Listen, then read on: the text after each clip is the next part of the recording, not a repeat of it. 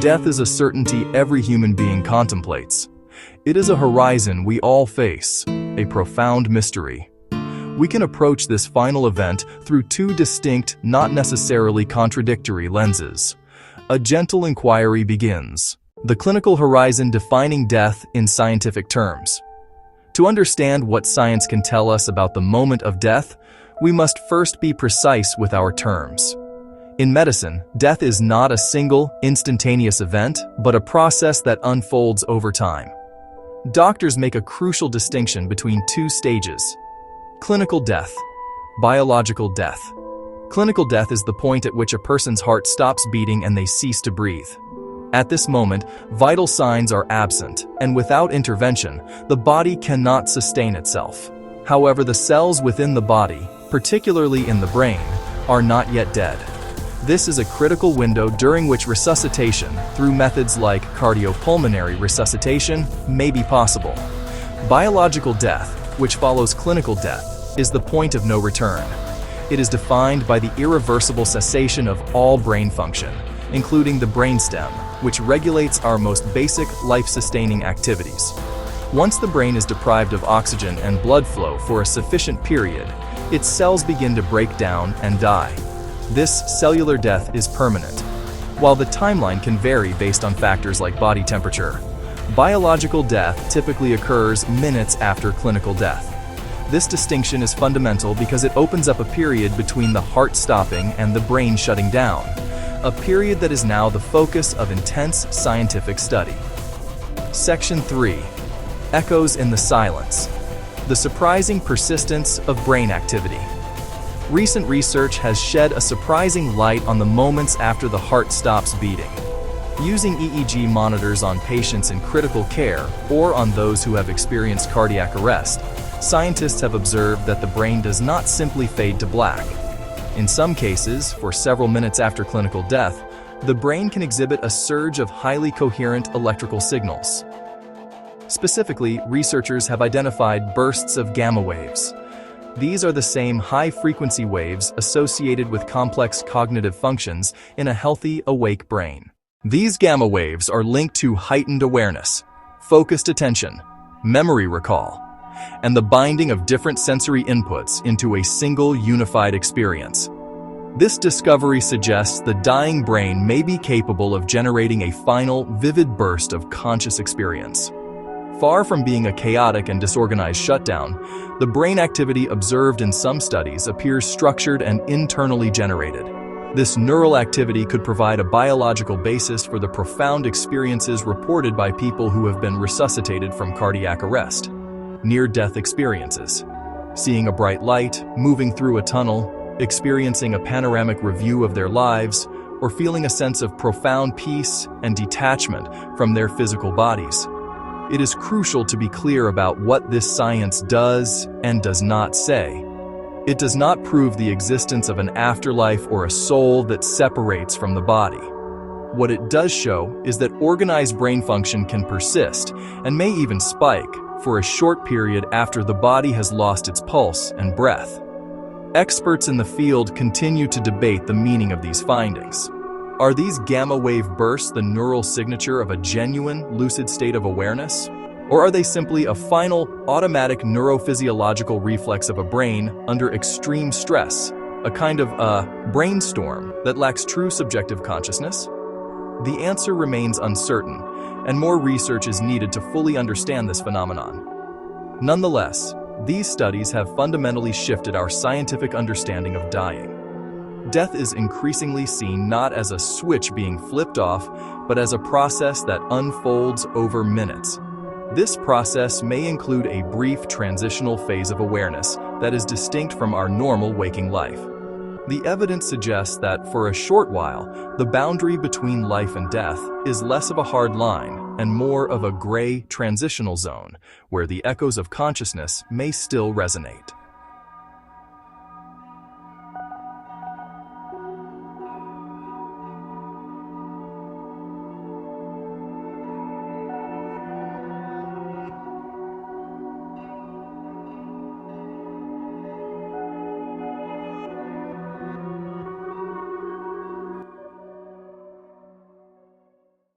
The soul's passage. While science investigates the biological mechanics of dying, spiritual traditions have long offered detailed maps of consciousness. Millennia of collective human experience. Religious texts. Modern accounts of near-death experiences. These maps treat death as a profound transition, not an end. A consistent pattern of stages often emerges across cultures. The stages depict the soul separating from the body into another state. Stage 1. Separation and peace. Many report floating out of their physical body, often from near the ceiling of a hospital room, seeing their body and the scene with striking clarity, an overwhelming calm, and the end of physical pain. Earthly anxieties fall away, serene detachment and freedom. Stage 2. Transition. Movement through a tunnel, toward a brilliant, loving light. Not always a literal tunnel. Passage through darkness. A sense of being pulled or guided. Encounters with spiritual beings along the way. Perceived guides, angels, deceased loved ones. This stage is overwhelmingly positive. Love, acceptance, homecoming. The light is an encompassing presence of compassion and knowledge. Stage 3. A life review. The entire life may flash before them. Immersive, not just sequential. Reliving key moments, feeling the full impact of their actions on others. The review is compassionate self-evaluation, not external judgment. Purpose. Profound understanding and integration. Planes of perception. Beyond the initial stages of the soul's journey, many spiritual teachings describe a more complex cosmology of post-mortem existence. These traditions suggest that awareness does not simply move to a single, uniform destination, but can exist on various planes or levels of reality. These levels are often depicted as a hierarchy, ranging from states tied to the earthly world to those of ultimate unity with a divine source. This layered model provides a framework for understanding the diverse range of experiences that souls might have after death, depending on their level of spiritual development and earthly attachments. The levels closest to the physical world are often described as realms of confusion or attachment. Here, a soul that was heavily attached to material possessions, earthly power, unresolved emotions might linger, unable to fully let go. This plane is sometimes associated with the idea of ghosts or earthbound spirits, consciousnesses that are caught between worlds, perhaps not even realizing they have died. Their awareness is clouded, and they may try to re-engage with the physical world they once knew. Spiritual practices across many cultures focus on helping these souls recognize their situation and move on toward healing and light. Above these initial, more challenging planes are intermediate realms of healing, learning, reflection. A bridge of understanding. When we place the scientific findings and the spiritual narratives side by side, a fascinating picture begins to emerge. Rather than seeing them as mutually exclusive, we can observe points of potential correspondence.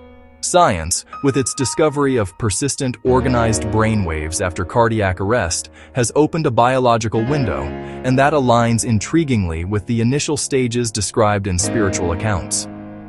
That brief period of heightened gamma activity could be the neurobiological correlate of the intense, vivid experiences. The life review, the feeling of peace, the perception of a brilliant light, that are so consistently reported in NDEs. This does not mean that science has proven the spiritual journey. A correlation is not causation. And science is now showing us that the brain may indeed be capable of producing such a state. Both perspectives suggest that the end of physical life may not be the end of subjective experience. The fading signal. As we conclude this gentle inquiry, we are left not with definitive answers, but with a more nuanced and expansive set of questions. The rigid line between a living mind and inert matter appears to be more porous than we once thought. Meticulous measurements of science. Enduring wisdom of spiritual traditions suggest that awareness may not simply vanish in an instant. Instead, it may undergo a profound transformation, a shift in its state of being. To help us hold this complex idea, a simple metaphor might be useful. Imagine that consciousness is like a song being broadcast over the radio, The physical body, particularly the brain, is the radio set. Throughout life, the radio is turned on, and it plays the song of our individual experience, clear and strong. Clinical death is like someone unplugging the radio from the wall. The electrical power is cut. Yet, for a brief moment, the capacitors in the radio might still hold a charge.